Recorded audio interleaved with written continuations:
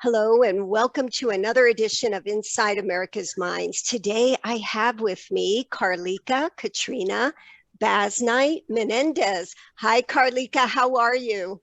Hi, Dr. Jody. I'm doing great. And yourself? I am good, thank you. We just had a 3-day triple digit heat wave here in Colorado, but we're coming out of that for a moment. But I'm so glad to have you on the show. Thank you so much for making the time to do this. You really, really validate the experience of a lot of women with your story. So I'm excited to get started. So you are the #1 Black face of women in menopause, an international motivational speaker, best-selling author, menopause advocate for women, and you're committed to educate, empower, engage, and encourage others to go after their success no matter what. I love that, especially in these days. People really need that. You are amazing. You're amazing. You're also a consultant and a trainer for menopausal entrepreneurial women. Did I say that right? That's a big word Yes, for me. yes. Okay, good. All right. So tell us a little bit about yourself. Okay, so first of all, let me just say thank you for allowing me to be on your platform. I greatly appreciate it. It's a Anytime we're gift. Thank you for to have us. transparent, transformational conversations, I think that's what it's all about. So, a little bit about myself. I am the #1 Black face of women in menopause, and I can say that with confidence and boldness because of the women that I am meeting. From the UK and all over, they're like, hey, I've never met a Black woman in menopause. And I said, well, here I am. Here I am. And so I was thrown into menopause at the age of 30. I had a full hysterectomy. Oh my So, goodness. yeah, so that is one thing I'm just an advocate about because it's such a taboo topic and no Mm, one's talking about it. And I'm just like, why? Women are suffering in silence, whether it's in the workplace or anything. And it's like, we have to have the conversations. Let's talk about it. And so yes. menopause is not a disease, it's just a transition. Whether you're thrown into it or you gradually get there, we will all get there, but it's your menopausal experience. And so outside of that, I am a coach, speaker. I love what I do. I love empowering people to take action. So we're not just empowering them to say, okay, that was good, round of applause or anything, but I want people to take action, especially women. Take action in whatever it is that you want to do, right? And so I have a saying that I go over with my clients, and it's called the EFFIT method. So the next time, you know, supplementing beliefs or anything come in your head that says, you know what, you shouldn't do that. No one's going to pay you. No one's going to listen. You just look in the mirror and you say, F it, meaning, okay, faith it. We're all believing for something. Um, Face it, we all have challenges that we have to deal with. Mm. And then being committed to fulfilling your purpose, whatever that may be. And so that's just a little bit about me in a nutshell.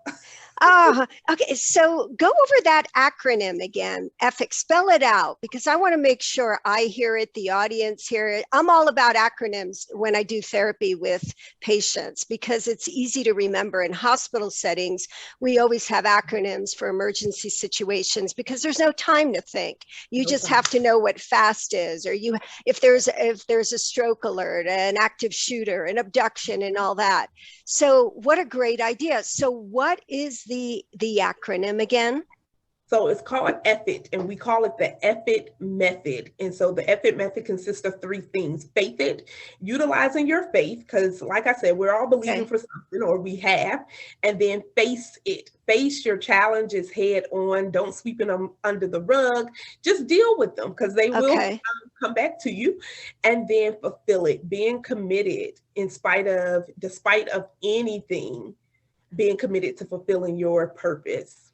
Okay, so let's talk about menopause a little bit. I want the audience, because we have men and women who do listen, educate us. So in my experience, with my limited knowledge on it, menopause, early menopause, which is what we're referring to here in your situation, is that correct? So menopause is three stages. Perimenopause is that the beginning stages. Okay. So you still may have your menstrual cycle and different things, but you may be having just some spotting. And then you go into menopause. I've been in menopause due to a full hysterectomy, meaning ovaries, both ovaries removed, uterus removed, everything, cervix and everything removed. So it really threw me right into menopause. And so menopause, and then postmenopause. So menopause is where you have no cycle for 12 consecutive months.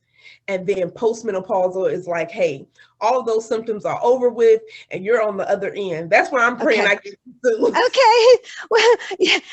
And as women, we unite. We get it. So my understanding that is the average age for menopause of women globally now, and correct me if I'm wrong, would be about 51 or 52.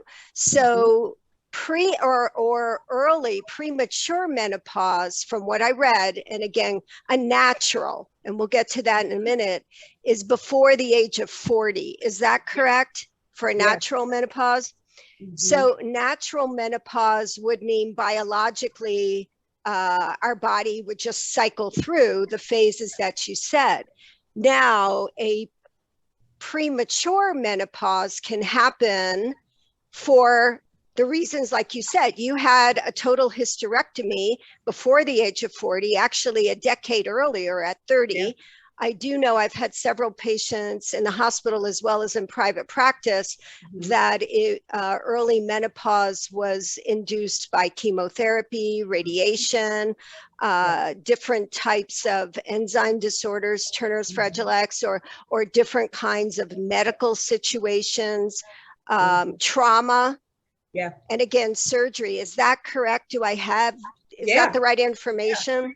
Early, naturally, a lot of women go through the change, but then that's why I say you have those who are thrown into it, right? We didn't naturally get there. We didn't gradually get there. It was surgery and then, or due to, like you said, chemo or anything like that. And it into menopause. And a lot of times I can speak for myself. And that's why I say your menopausal journey, because every woman's experience may be different. So I've met some women where they don't have hot flashes. I'm like, well, I'm not that one. I have hot flashes and everything. Carlika. And it was, I say, with no guidance or support. So I remember getting the pamphlets and different things from the doctor, but they never really talked about the mental behind the whole thing. And so I was just like, wow, you feel like you're alone. You're out here by yourself as these things gradually happen, whether it's the hot flashes, night sweats, low sex drive, all these different things. They don't all happen at one time. So it's just like, who do you turn to? Who do you talk to? No one's talking about this. And so I've just become I've always just been open with mine because look, by nature, I'm a scientist. That's my background, science. So, well, tell us. You and I spoke before the show and I was like blown away. So your career outside of being an inspirational and a motivational speaker for women going through early menopause and the number one black face of menopause, tell us what your career is, what you do outside of the inspirational, motivational talks. My background is biology pre-med. So I have my degree in biology and I love science. I am not the caretaker person. I want to know why, like what's going on a cellular level, what's going on. Let's figure some things out. I'm a researcher. So I love doing research. So at night, I do histotechnology work, and by day, once I get off, I have my clients and speaking and all these amazing things. Oh my gosh. Now, tell us what histopathology is so the audience has a better understanding of what you do. Yeah, so we study tissue and diseases. So when those patients have surgeries or they're just getting tests done from a colonoscopy to breast cancer or anything, we get all the specimens and we process them, put them on slides so the pathologist can look at them and to see what's going on a cellular level. And so it's really cool. It's really amazing. Okay, so in the middle of a surgery, when they're doing biopsies or they're taking tissue samples and the tech runs them off to the lab where you are the one who's actually taking the sample, putting it on the slide, looking under the into the microscope to see if it's benign, malignant, metastasis, or all of that? So all of that takes place Wow. in the histology lab. Wow. Yes. So, yeah. So you have a real, I mean, you've got an investment from a biological perspective in the understanding and just the trajectory of menopause, as well as personal. You know, I've got to stop here a minute too and say, I've had a few adolescents who have experienced menopause, which blew me away. Well, it's the hormones, you know, it's based on hormones. And that's one thing that now we're hearing more people talk about it. But even with your general practitioners and everyone, typically they don't even know that much when it comes to menopause. And so when you go in there with certain symptoms, they're not even diagnosing or taking a look at your hormone levels to say, hey, you could possibly be in menopause, because we do have to understand that, yes, naturally 51, 47 to about 51, 52, but you can be younger than that, right?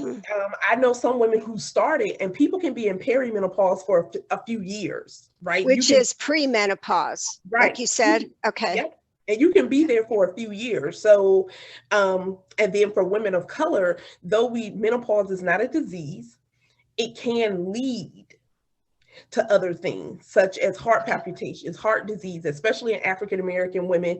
I read a lot of research and different things. Well, you're a scientist, sure. Yeah, I love research. I love research.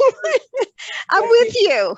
I'm with you on that. I do. And because we need to know, like, I've even been asking questions on LinkedIn and different things. Have you ever had a training or anything? Because most of us women, typically it's the women are, the men are outnumbered, typically for places that mostly I've worked in different things. And so, but I've never had a training. I've never attended a workshop. We have all these trainings, but nothing on menopause. And I'm just like, yeah, but it's affecting people in the workplace, from brain fog to, you know, irritability from not resting well and different things. But in my research and reading, I'm like, you know what? If we start to keep our cortisol levels down, the stress hormone, then we may be able to manage menopause even more, right? And so I was telling one of my supervisors, I say, you know, they would tell me, oh my gosh, she just, you know, she a little crazy, or she be in her bubble. And I'm like, you don't understand. Prior to this, maybe I didn't get enough sleep because of the night sweats or anything, and you're up and down like a newborn baby. So if I haven't had any rest, now I'm driving to work, you still expect people to be productive. You still expect people to be high performers, not realizing on their mind, they're thinking like, oh my God, I'm having a hot flash sitting right here at work and I can feel the sweat dripping down my back. And tell us, and I want to get to more of those symptoms, because again, they're diversified depending on the women. Some women don't even know they've gone through menopause. But take us back to the beginning. It's because I know I have referred a lot of my female patients to medical. I'm like, we have to make an appointment with your OBGYN or your primary care, because I have a feeling that you might be either perimenopausal or menopausal, but you need to see the medical doctor. So how does, now with a natural menopause, it's usually they go in and there's a physical exam, and then some blood tests are taking, right, to see what the levels of estrogen, testosterone, all of it, and testosterone, progesterone. So the two sex hormones in women, the two main ones are the estrogen and progesterone, right? And interesting, even men have a low level of estrogen, which is I find interesting with that. So they go in. You know, they call men menopause andropause. Andropause. I tell some of my male patients that, and they're like, no. And I'm like, yeah.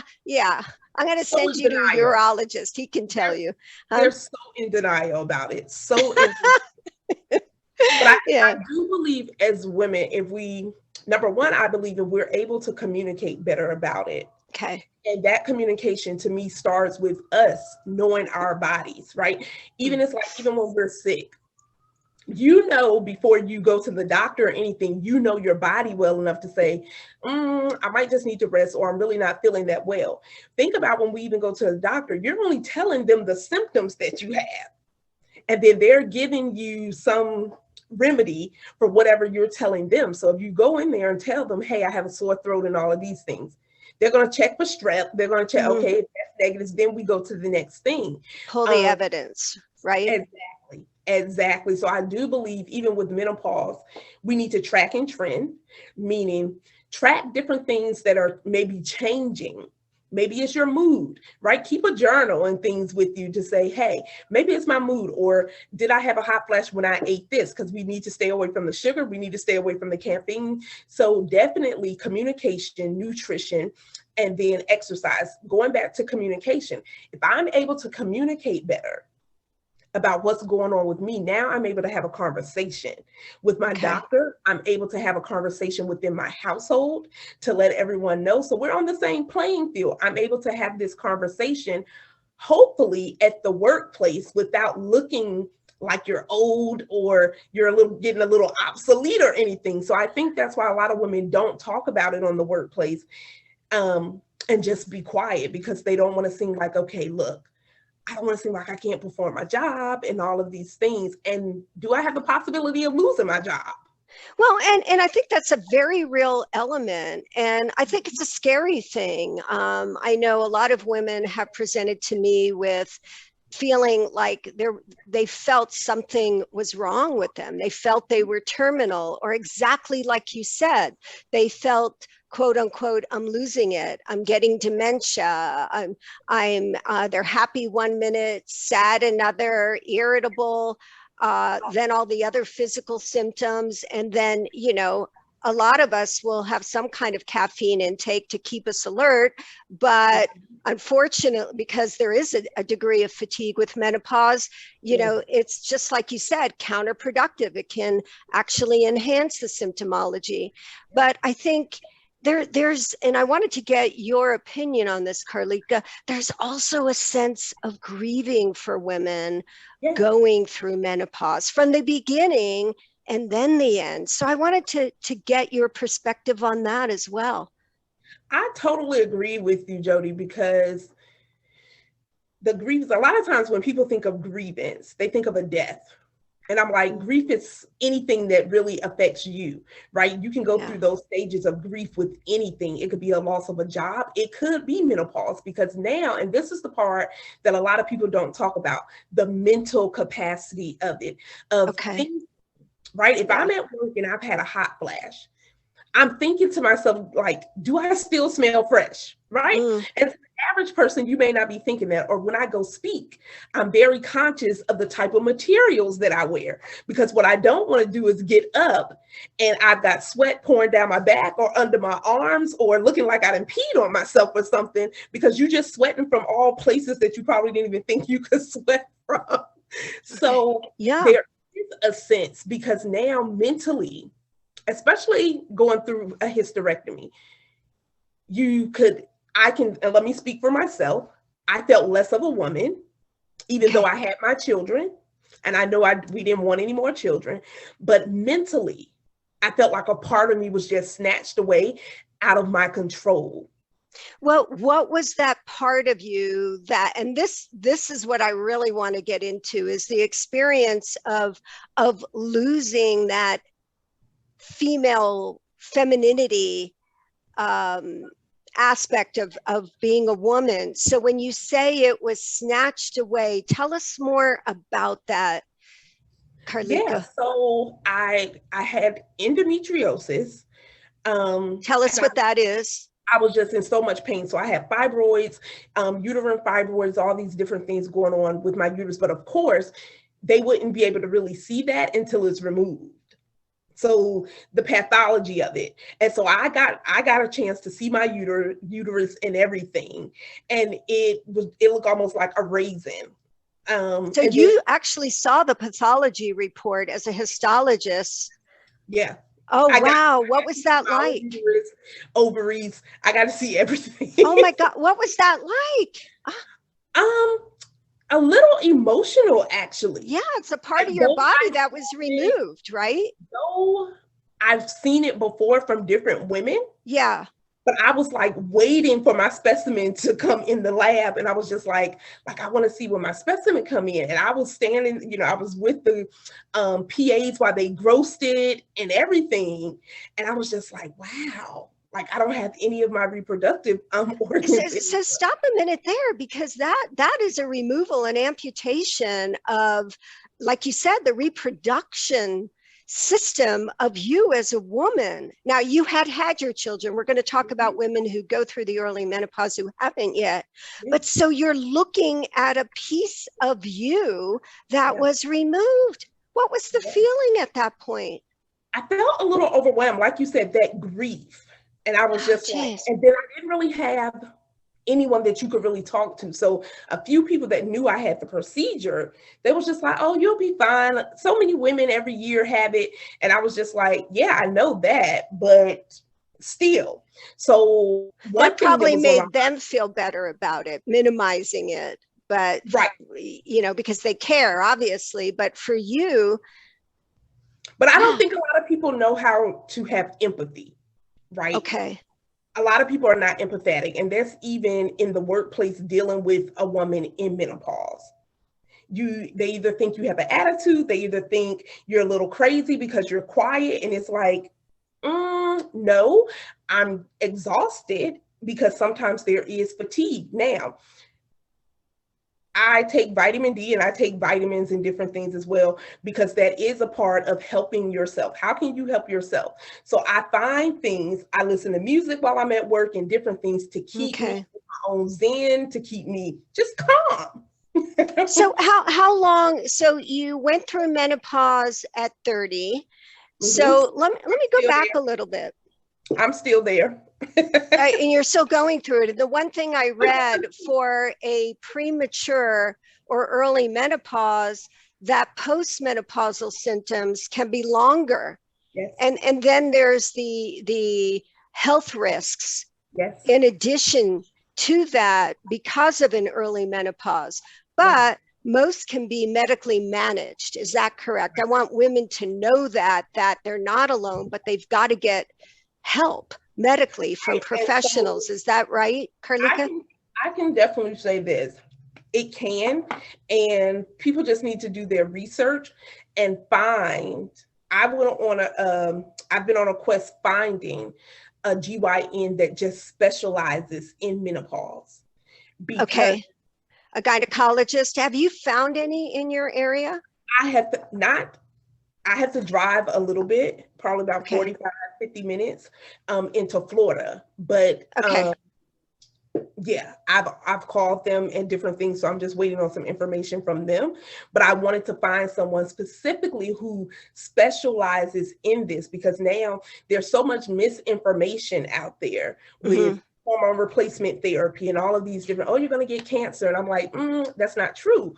Okay, so slow down a minute. So one of the treatments for menopause in general, including early menopause, would be hormone replacement therapy. But there is a lot of research that would suggest there are associations with cancer, but not all the time. So again, I guess this is why it's so important, like you said, to communicate with medical professionals, with other women, educate, be an advocate for yourself.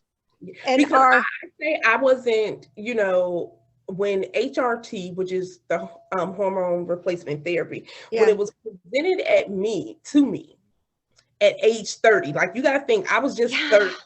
30 is, So, and I've met women younger than me who have kids, who did not have kids, have the opportunity. But once again, no guidance, no support, no community, no one to relate to say, hey, I understand. Even if we're not having the exact same symptoms, I understand mentally what you're going through. And so HRT, the way it was presented to me, it scared me. Oh, sure. Yeah.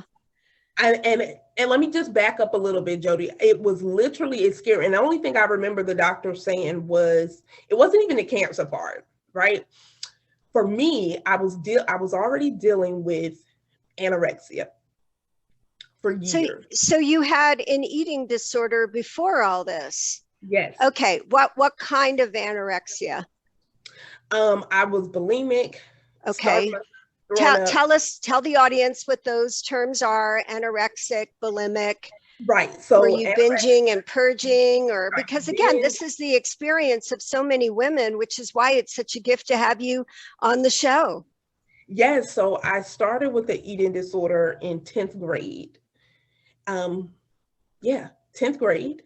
And I alternated between the both. So anorexia, just, starving yourself, bulimic, purging, or, binge eating, and then just vomiting it all up. And so it got to a point where I didn't have to make myself throw up anymore. I could literally eat a couple of crackers and I would just vomit. And so that was my own secret. Carlika, may I interrupt here a minute and ask you, was it due to social pressure, or the need to be perfect, or what do you remember the onset? Because there's so many reasons for why women and men become anorexic or bulimic, the etiology, so to say. But my experience from doing it, I was always small framed. So it wasn't that I was overweight, but I had overweight people in my family. So I drilled, and this is why we have to, there's so much power in our perception and the words that we think and say. I had always told myself, I will never be fat. I will never be fat. I will never be fat by any cost. And it was still a form of control in my own life. So we didn't live in a strict environment. Like my parents wasn't abusive or anything like that. Both parents in the home. But we went to church all the time, all of these different things. And so a lot of people put us in this box of perfectionism. Stereotyping. And so everything that I did, I was like, it has to be like just right. It needs to be perfect, which that paralyzed me because I feel like that's the world that I lived in. Until I was just like, so the eating disorder, it was my own secret. And, to the listeners, everyone, I wasn't addicted to alcohol or anything, but I was literally addicted to losing weight. So at my smallest of like 80 pounds, I still thought I was fat. Oh, sure. And that what they call the body dysmorphic, when you look in the mirror, you are seeing somebody who is overweight when the reality of it, you're not. Now, how tall are you? 5'2". 5'2". Okay. Oh my gosh. Oh, bless your heart. Oh my goodness. If I had a picture, like I was literally like skeletal. But how did you come out of that? How did you transition out of that? Well, or did you? I did. Back then, mental health awareness, it wasn't. Number one, a lot of people didn't think that Black women did that. That was a white girl thing. And so I'm like, no, I was the Black girl with the eating disorder, like starving myself, throwing up. That was me. And that was from 10th grade till, oh my God, like my senior year into my adulthood, like literally into my adulthood. Yeah. Were you a good student? Yeah, honor roll. I see it so often, especially with gifted kids who become gifted adults, that innate, navigation of being perfect, doing it right. So here you are, self-image, perfectionism, that elusive perfection, in pursuit of that elusive perfection, even physically, academically, intellectually. And you fall in love. Tell us about that. How does that happen? How does that happen? Because, and the reason I'm asking this is because your confidence level is low. Ego, self-image are all low with your history of an eating disorder. So how did you allow yourself to feel good enough in a relationship? And I know a lot of people are listening to this. So how did you feel good enough? And for me, like I said, the eating disorder for me was more of control. No one could tell me how much I could weigh. No one could tell me how much I could eat. And so it wasn't that I was bullied. No one ever just was like, oh my gosh, she doesn't look right. None of that, like none of that. And so when it came even to relationships, I mean, I had friends and different things, but people that I would see in relationships in college and stuff, and they would be going on this emotional roller coaster. And I was like, yeah, I don't have time for that. Because to this day, once I get focused, there's almost like no deterrent for me doing what I want to set out and accomplish. And so, but that definitely stems back to, yes, being an honor student, being hard on myself to make sure that I accomplish what it is that I set out to do. But as you get older, you give yourself some grace. You're like, all of that kind of gets thrown out the window to a certain degree. So you get your degree. Are you in a relationship at this point? Because you said you had your children before 30, correct? Yes. So I had my last one right at 30. Okay. And so how many children do you have? I have 3. So my oldest is 19. So I got pregnant my junior year of college. Okay. So let me paint the picture for you all, though. I am a preacher's kid. Okay. You know, it doesn't surprise me. There are a lot of expectations, okay, of having a parent who's a leader or in a position that's very influential. Okay. It was a lot of pressure. So kid gets pregnant.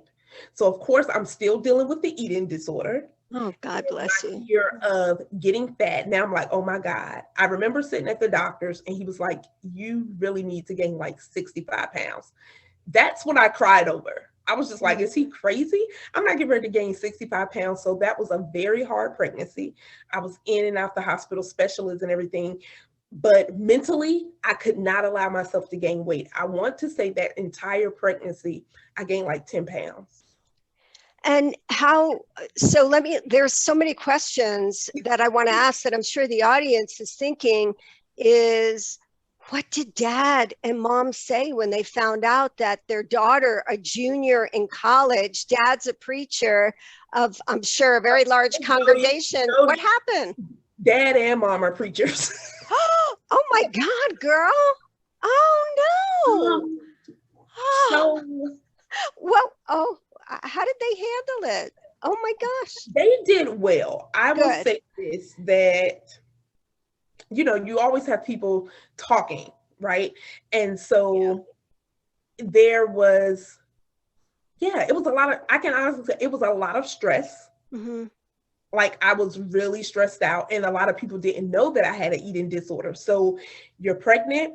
I had these goals, you know, of school, finish this, go on to this. Okay, now I'm pregnant. I'm still dealing with the eating disorder. I don't want to get fat. Now I had to quit going to school because I was so sick. I bet. It's amazing that you got pregnant with an eating disorder because the body starts to eat its own muscle tissue, right? Yeah, I was so weak. In and out the hospital probably weeks at a time, to the point my doctor was like, you cannot go to school right now. Like you have to be on bed rest. So it was literally from the bed to the bathroom. That was it. And how was your mental state at that point? Oh my God. I just felt like I was stupid. I felt like I was a failure. I felt, of course, that I had disappointed my parents. Right. And then I disappointed myself. I was like, how could you let this happen? You have goals and all of these things. It's a biological event. Yeah. And so all of those things that a lot of people, because we know how to mask things really good when we go out in public, and different things. So you just learn how to go with the flow. You learn how to mask how you're really feeling inside and just deal with things. And so Yeah, that was a really, I was telling someone a few weeks ago, I said, what you don't realize during that time, I was like, oh my God, I was just so stressed out. So the eating disorder, feeling like you're an embarrassment, then of course it wasn't being as healthy for my daughter Okay. Well, as well. so was she born term or was she born premature? They took her only by like a few weeks early. Okay. Did you have any postpartum depression, Carlika? No postpartum Okay, depression. good. As soon as I had her, I was like, okay, I'm back. It's time to go to school. Oh, good for you. Okay. Yeah, let's just, finish this up and different things. No, and my doctor was just like, wow, because the whole term he was just like, oh my God, like I had developed preeclampsia, which is common, right? yeah. And then I had developed proteinuria, where I was spilling so much protein in my urine that it was just over. I mean, the levels were way over. So is that because of the eating disorder or genetic, demographic? Well, the holes in my kidney, gallbladder holes in my kidney, they found out was a tad bit bigger than what they should have been. And he said all of that could just be factors of eating disorder, stress, so many different parameters. And you said there were holes in the kidney, in your kidneys? So the holes in your kidney, mine were bigger than what they should have been.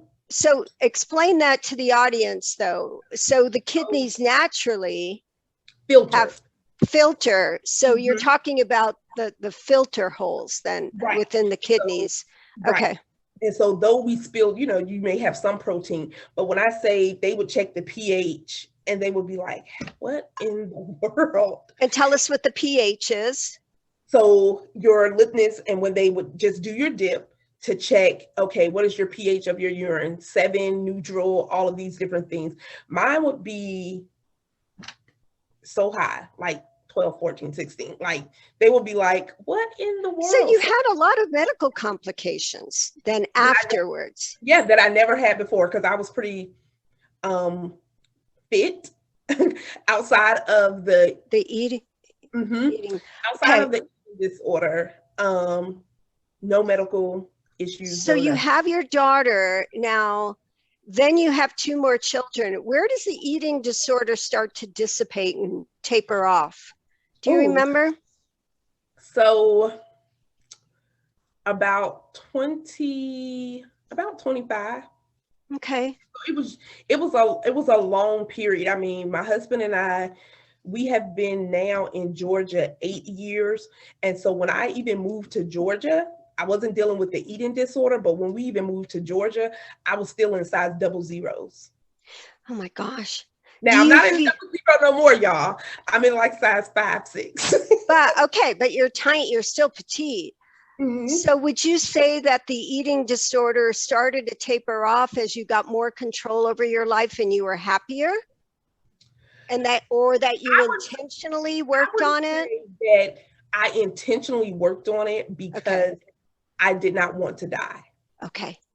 Which can happen with eating disorders. Right. So let's fast forward. So you have your 3rd child just before the age of 30 or at 30? Right at 30. Right at 30. Just turned 11. You say that? You just turned 30? He just turned 11 and I'm 40. He just turned 11. Oh. And then you find out you have to have a total hysterectomy, which is a total hysterectomy is the removal of what female reproductive organs? So your ovaries, your cervix, your uterus, all of it. All of it. So bring us to that moment that they tell you and what you're feeling and thinking. Well, initially they didn't want to do it because they said, well, you're young, right? And why did they want to do it though, is my question. Well, because I was in so much pain, and I'm not one to take medicine and all these different things. I'd rather do holistic or nothing. Was it pain from the endometriosis, the fibroid tumors, and pain from endometriosis? And so cycles would be like, I would just get so sick with my cycles. I would bleed heavily and different things. And it wasn't just like cramps. Like I would literally be in the floor. I would probably have to miss a couple of days of work, and because I would just be in that much pain. And so once we came to that agreement, I remember sitting in the office and here's your pamphlet. They handed you a pamphlet. And So what did they say to you, Carleeka? They scheduled I remember our first consult, and they were like, with this much pain that you're in, there were of course, most doctors don't really give you holistic options or anything. So there were no other options really. Like I felt like I had no other options. And that's why I said we have to be educated with things, right? No other options. Okay, so full hysterectomy, and that's that. So I left the office from the consult. I was like, okay, read over the pamphlets a few times over and over again. And I was just like, wow. Then it was day of surgery. Okay, so so at the moment you have consented to go ahead with the surgery. Mm-hmm. What are you feeling? What are you thinking? I could tell you what other women have confided in me about that, but what are you feeling at that moment? What are your fears? Did you talk it over with your husband? He was at the consultation with me. So you had that support. Good. I had that support, and I just remember leaving the office thinking, okay, if this is going to help me not be in pain, then I don't want to live my life in this pain over and over and over again. But then it was the other part of me, like, am I going to be like, your sex drive is going to drop, and this, that, and the third. And I'm just like, oh my God, am I going to be able to perform? Is my husband still going to find me sexy? Like all of these different things. And these are the important things that nobody talks about. So yeah, your libido, your sex drive drops because there's decreased estrogen, progesterone. And I know as women, we even have some testosterone. Yeah. And so, yeah, this is a really big thing. And you worry about, am I still going to be a woman? Yeah. Am I still going to be attractive to my man or men in general? Right. Yeah. Yeah. And it's real. And like I said, these things don't all happen at one time. Hot flashes. Okay, you get that a little under control, and then it's like, oh, okay, some weight gain. Oh, okay, so that's why it's important to eat right. It's important to watch your intake and get some type of activity, whether that's lifting weights, walking, whatever you choose to do. But then even when it comes to your bedroom, right, and you mentally, you say, yes, I'm in the mood mentally, and then your vagina for intimacy. Right. And your vagina ends up being dry as the Sahara Desert. Right. And I want to interrupt here. And I said, you worry if your man is going to be attracted to you, but also same sex relationships experience the same phenomena. So I just our bodies our bodies are the same. And so, I said, but once again, it really goes all back to the mental state. And no one really talks about the mental behind menopause. Like a lot of people focus on hot flashes and night sweats and weight gain and brain fog, but it can start withering a woman's self-confidence. Mm-hmm. So many other things. And so we have to find ways, mood swings, all of these different things. Exactly. It's so much more to menopause. It can be your attitude. But once we learn how to communicate, and this even goes into the workplace, if we start communicating and bringing more awareness to it, right? There are even employee laws and different things even surrounding menopause. So people have to be careful because it can fall under, I want to say, Act 1974. The American Disability Act? Mm-hmm. Even though menopause is not considered a disability, but if you've had any changes or anything done to your reproductive system, now it could possibly be a disability. Okay. So these workplace laws, and a lot of places of employment don't really even have policies in place for menopause. So there are some things that employers can do. Number one, have more awareness, not just for the women, but for the men too, right? A lot of people don't find it funny to, and I'll say for myself, like even when you Google, I'm not old, I'm not white, I'm not wrinkly, but that's all you see as a representation of women in menopause. And I'm just like, and all women in menopause are not old, white, and wrinkly either.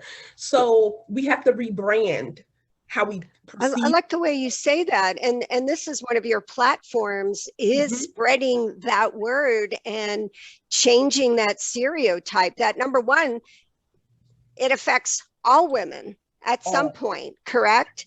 And number two, you are the voice for Black women. You are the face. And I think it's important that different demographics have that person to speak on behalf, to say, hey, I'm going through this right now, and other women just like me are as well. What's the most important message that you want to give other women going through premature menopause, but also menopause in general? I will tell any woman who's experienced any symptoms or anything, get in a community, right, for support.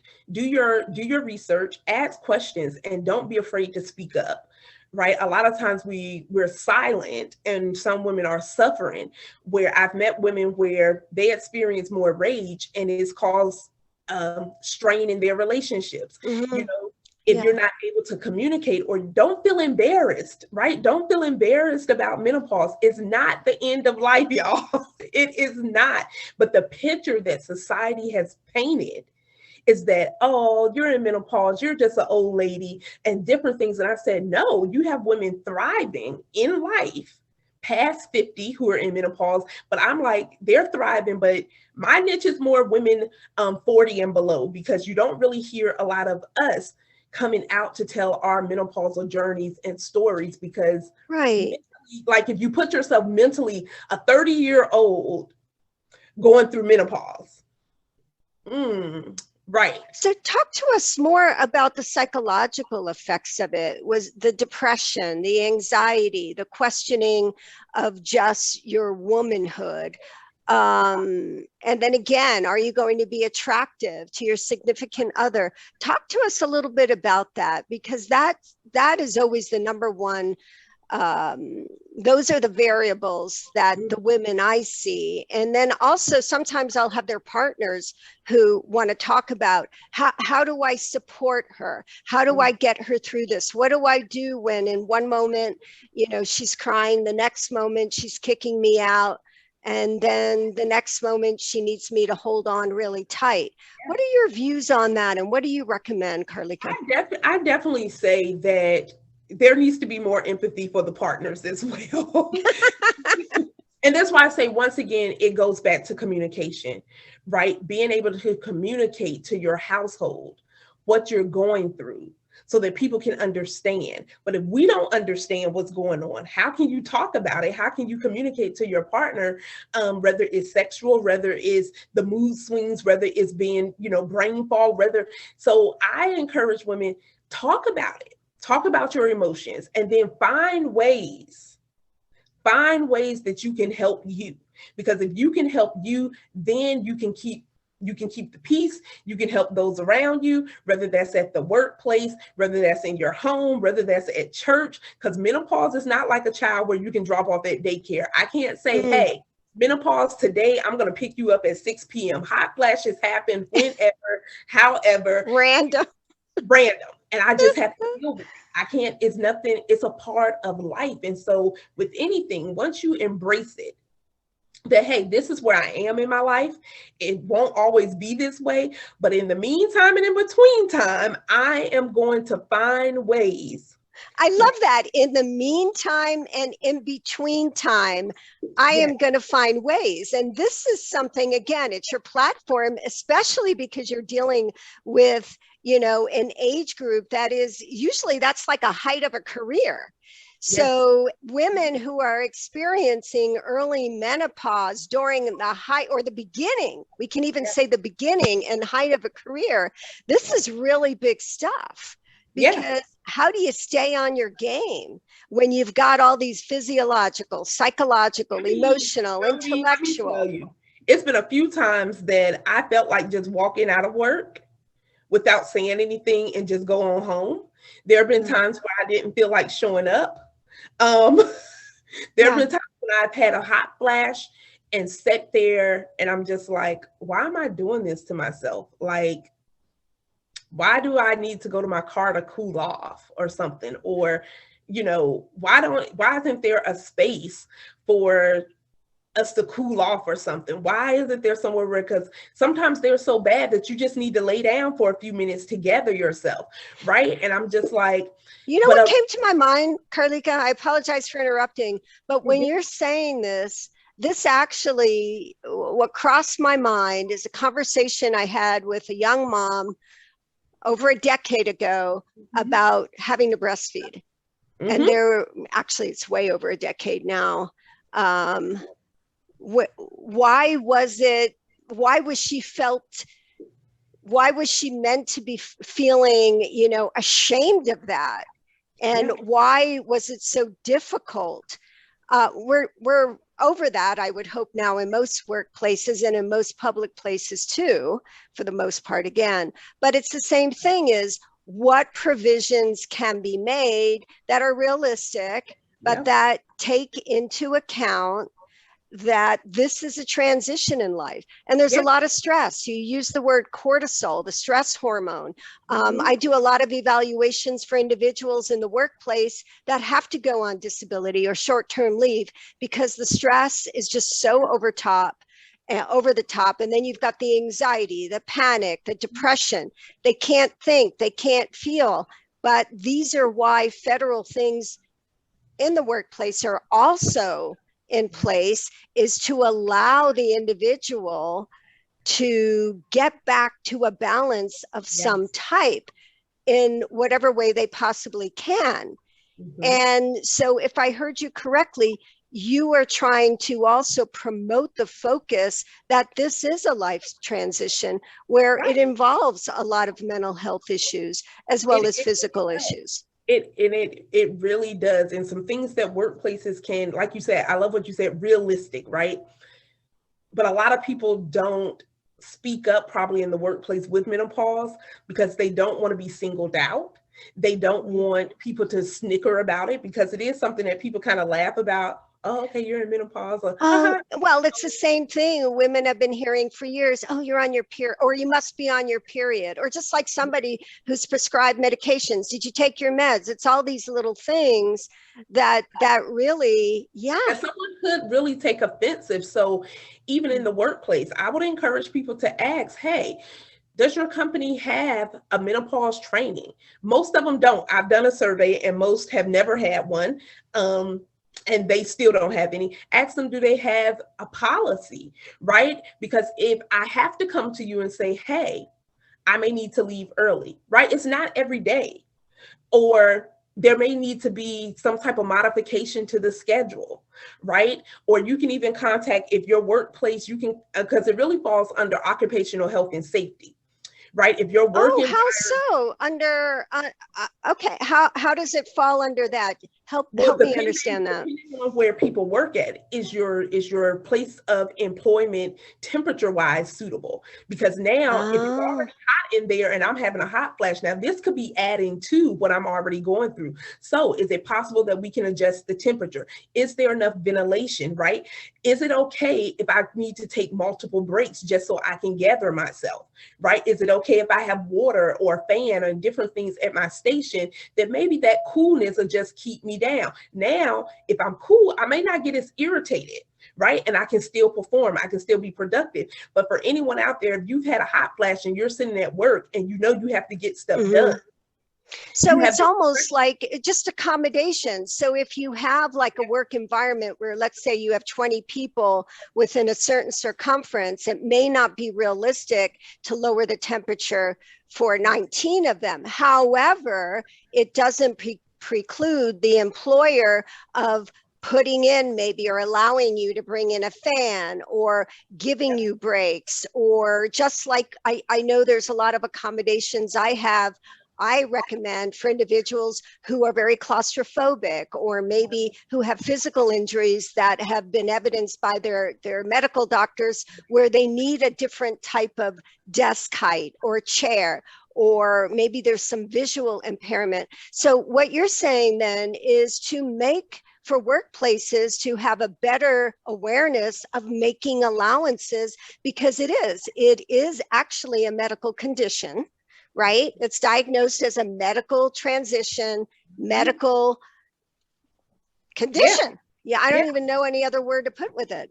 So the other thing is that I know a lot of the female patients that I've seen have been referred by their employee assistant program at work. If their work has it in EAP, where the EAP will say, well, these licensed therapists are in our network and here's their names, find out if they specialize in menopause. And that's another way. Okay. And I say, once again, bring in more awareness. Okay. People are more aware. You know, a lot of workplaces say, oh, you have open door policy, but those things are built upon trust. Those things are built upon confidentiality. And just from my conversations with different women, a lot of times they don't feel comfortable talking to their management team to say, hey, this is what I'm going through, because a lot of people are afraid of possibly losing their job or something. Right. And yet there was a time you could go out and take breaks to smoke. Now, in a lot of campuses, that is no longer allowed. But it seems like it would be acceptable to go out and take that break. Because I talk about menopause even at work, and it's, once again, not feeling ashamed.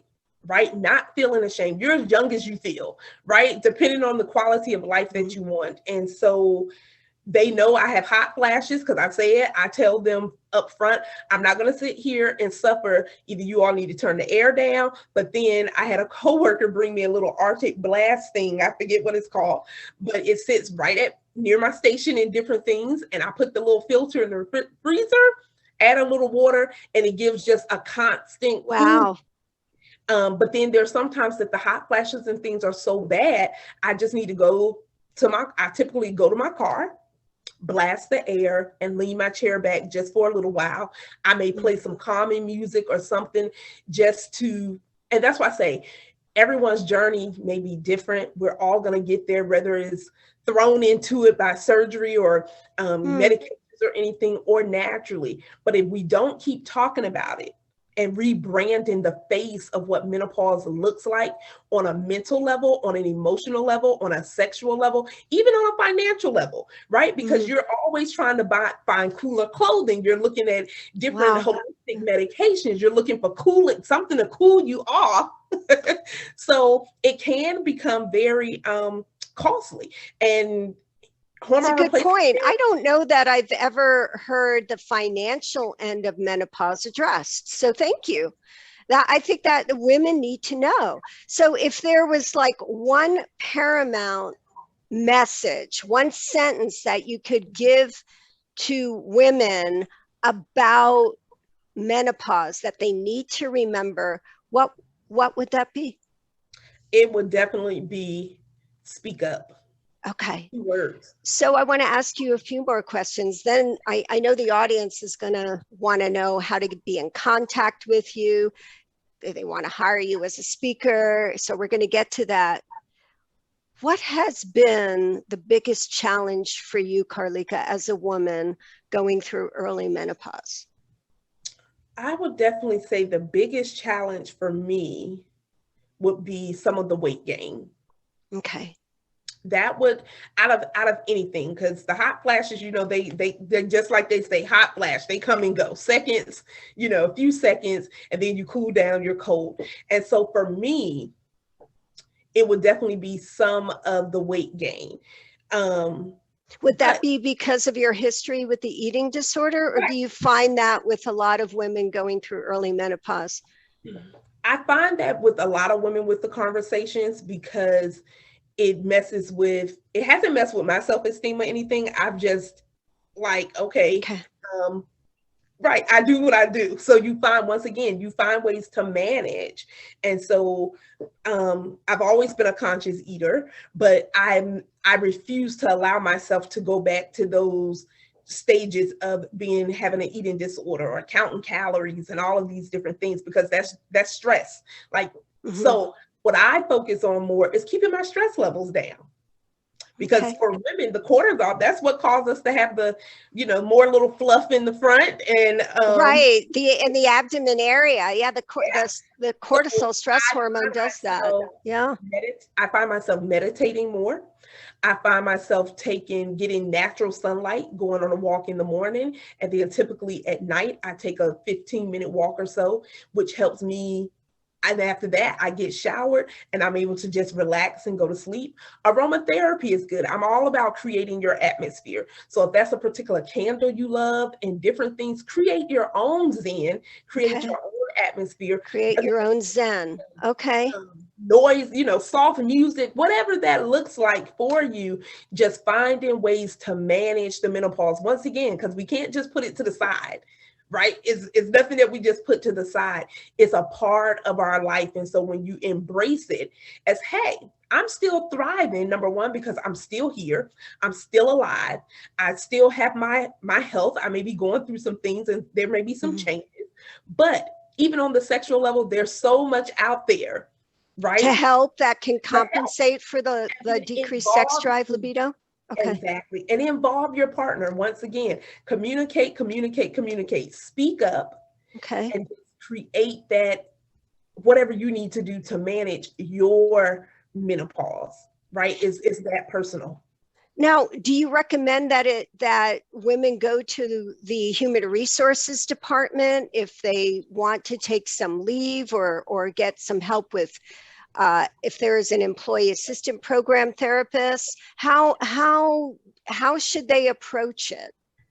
I would definitely, number one, because I've had conversations with my immediate supervisors.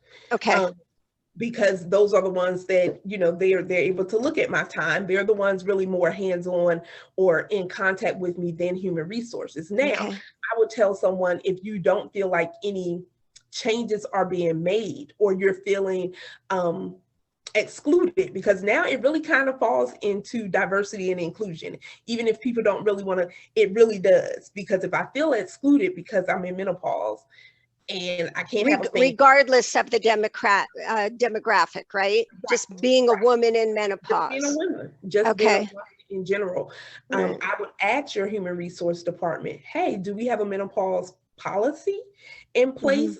Do we have anything in place that for reasonable accommodations? Or, hey, and if you feel like you need to have a meeting with your immediate supervisors, management team, and human resources, then do that. I'm even to the point that if your facility, temperature-wise, look up things with OSHA, Occupational Health and Safety Department. Right. Okay. If some things you don't feel, you can call them and be anonymous just to say, hey, it's too hot in here, or these work conditions are not, conducive for me because of A, B, C, and D. You can't go wrong with doing that. And if you're afraid of losing your job, I was reading where there have been cases that people have won for feeling like they were excluded, or people calling them crazy. So defamation of character. So we have to be very careful how we address, and this isn't just menopause, this is just human nature, period. Being careful how we address things. But I do believe in the workplace, we need more awareness. Like, no one's talking about it in the workplace. So I have a final question. What has been the best thing about early menopause or menopause in general for you? The best thing? The best thing would be no period. So no. You hear that, ladies? And I hear that all the time. If I was a betting person, I would have won big on that answer. Okay. Yeah, that would definitely be the best. So how can people get a hold of you? Your web address, how, if they want to hire you to be the motivational speaker, women who want to learn more from you, be inspired from you, how can they reach you, Carleeka? So my website is just carleeka.com. Can you spell that out for us? Yes, CARLEEKA and .com. You can find me there. All of my information is there, booking information, social media links and everything. I love connecting with people because I do believe you connect, build relationships to form partnerships. And that's what it's all about. I'm not afraid to talk to anyone or connect. So if you inbox me or anything, I am accessible and going to respond. Thank you. And your book, you're an author? Yes, so I am coming out with a book project, women anthology book project called Women Who Pray. But I have been in 2 different anthologies as well. And I only use this particular one called The Ab in my 6-week program for my clients. But it's a business book, awareness, visibility, and engagement so that you can get seen, be heard, and get paid. Wow, I love it. I want to thank you so much for bringing this topic, a very sensitive topic, to light. I love it. I think there is a big need for the recognition of it. A final message for our audience, Carleeka. Yes, so even when it comes to menopause or any aspect of your life, 3 things I say: stand up, show up, and speak up. Say it again. Stand up, show up, and speak up, because no one's going to speak up that much on your behalf. So be bold and courageous, regardless of what industry you're in. Just stand up for yourself. Show up being authentically yourself, and then speak up at any cost. And so that's one of my favorite things anytime. Hey, just show up, stand up, and speak up. You're incredible. Thank and again, you. I just want to thank you so much for the privilege of having you on the show, for inspiring so many others. And I'll be very interested in following you, because I know this is going to get really big.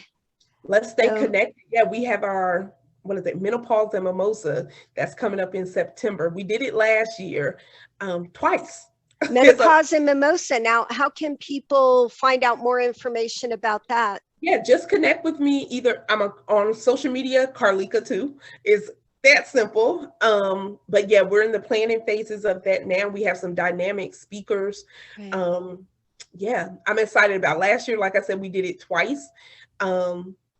And the ladies were just like, oh my God, this was so informational. So we're just rebranding menopause, one conversation at a time, one woman at a time. I love it. Rebranding menopause, one conversation and one woman at a time. One woman at a time. Yeah. Thank you so much. Thank you. Carleeka Katrina Basnight Menendez.